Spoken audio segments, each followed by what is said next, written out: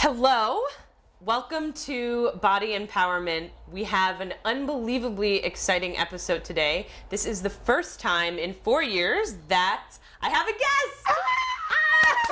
High five. High five. So today we are so lucky to have with us Sonya Renee Taylor. She is a performance poet and activist and founder of The Body Is Not an Apology. And so we're gonna talk with her today about The Body Is Not an Apology and the movement she started, the work that she's doing with that, and what it has to do with body empowerment. And that is, the answer is everything.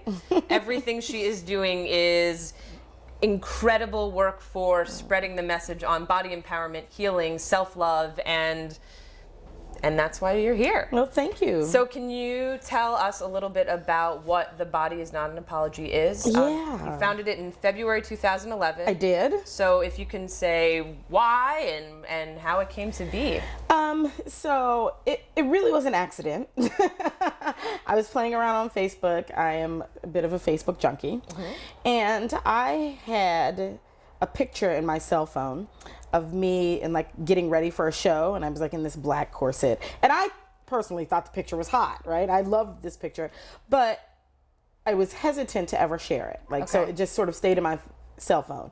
And I was hesitant to share it for lots of reasons, but most of them being like, I don't want to be perceived the wrong way. You know, I'm too big to be in this outfit in public, like all of those sorts of that negative self-talk that convinces us to be smaller than we are in the world and to play smaller than we are in the world. And so this one night I was sort of on Facebook and someone posted a picture of this model. Her name is Tara Lynn, and she's a plus size model, and she's just the hottest thing that's ever happened to hotness.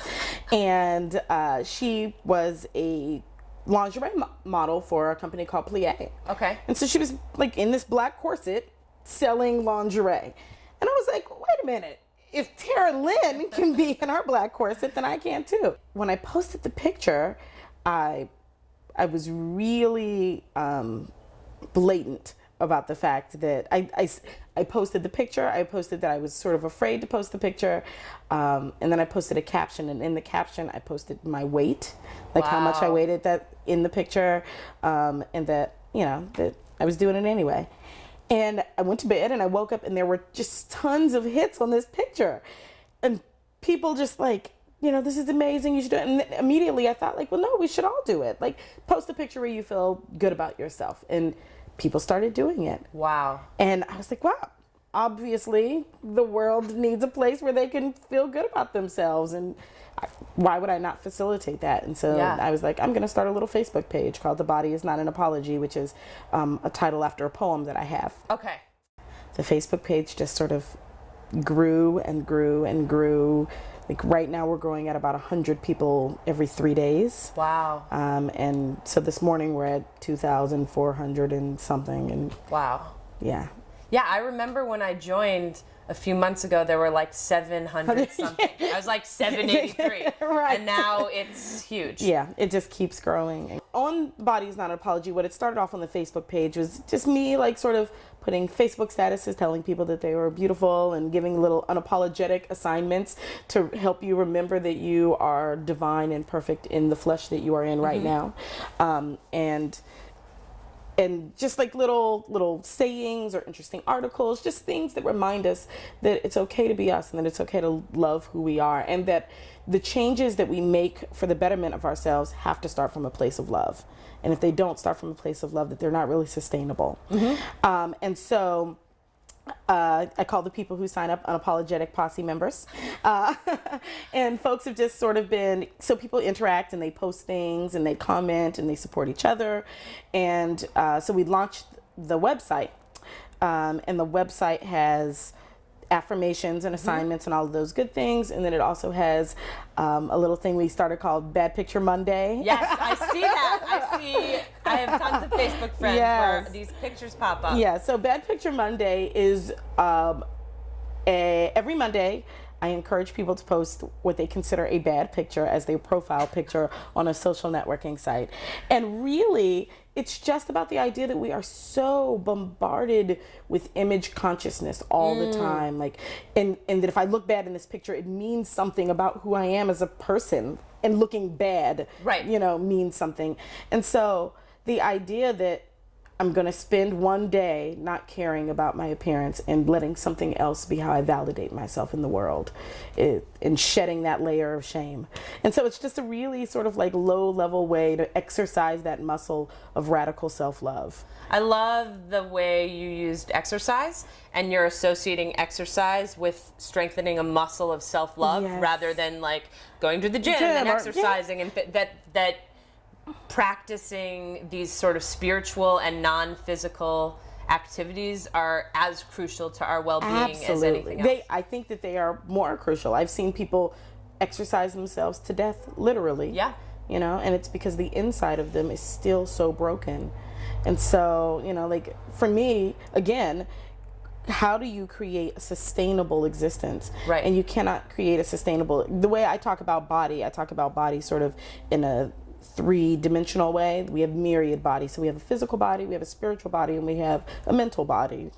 And if we are not equally nurturing all of those, the others often atrophy as well. Yeah. And so I am interested in how to consistently nurture the spiritual body, so that the physical and mental body follow suit. Have you always done that? Or is that something? No, not by any stretch of the imagination. I think that what has come up for me in this journey that really has just been sort of like this accidental journey. I didn't start off here at all. I think I realized for myself that all of my validation was external, that it was all, how do people perceive me? How does the world see me? And not me, the inner me, but me, the physical self. Right. And so whether or not I felt good about myself, whether or not I was having a good day, whether or not I felt loved, were all sources that came from someplace else, which also is not sustainable. Right. You know? Yeah. And so I got to this sort of place where I was like, what would it look like if I decided to give myself all of the things that I'm asking other people to give me? Wow. And all of these sort of projects have begun to grow from that space. And was that a place you got to shortly before you started The Body Is Not an Apology on Facebook? Actually, no. I would say that no. I think that I was getting there. So I felt particularly good, but again, in that picture, that's still an external situation. Like, you know, it was like, oh, I look good, I should post this. You know, so it wasn't necessarily, and I feel good because I look good. Right. Not because I feel like a whole human being, not because, you know, I'm living in my purpose. And so it was actually through The Body Is Not an Apology that my sort of journey towards like what would radical self-love look like for me. When I started The Body Is Not an Apology, I had been wearing wigs for a decade. And I had damaged hair from childhood and tons of hair shame and the litany of ridiculous things I have done in relationship to my hair. And so at some point in the process of The Body Is Not an Apology, I woke up and I was like, I'm such a hypocrite. Like I wake up every day telling people how you should love yourself unapologetically, and I will not go get my mail without a wig on the top of my head. Wow. And so I knew that so The Body Is Not an Apology actually helped me look deeper at the ways in which I was not living in radical self-love. Wow. So you use the word radical self-love. Yeah. What do you mean? Why radical? What does it mean? Because I think that we are constantly bombarded with images all day long that tell us why we are not good enough, why we are not externally or internally beautiful. And I think that battling that, conquering that, coming up against that is not something that you can do lightly. It is not something that you can sort of generally invest in. I think it requires huge transformative focus and desire to to choose to live believing in yourself in opposition of everything that comes at you every day telling you that you should not. And I think that's a radical act. I think it is radical to love your body and not let the media tell you that something's wrong with it, or to love your sexuality and not let the media tell you something is wrong with it, or love your skin and not let the media tell you something. It is radical to choose to love yourself as you are.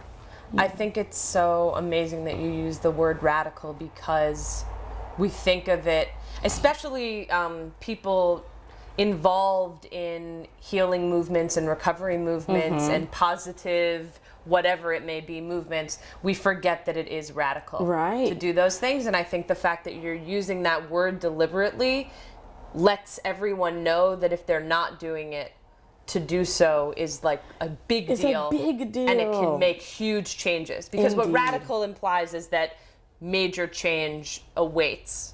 And that it's not the norm. Because the norm is to hate yourself. Why? Because everything we sell in this culture depends on us not liking ourselves. It, you know, the wig stores depend that I want different hair or want hair at all. You know, the beauty supply depends that I need to feel like my lashes aren't long enough, or my skin is too blemished, or, you know, the jeans mean something, or the car means something. And so that is just par for the course in our society. And so to move in opposition of that is, you are absolutely outside of the norm. You are absolutely, and that's okay, because the norm is destructive to us, you know. And so I'm all over being radically outside of the norm.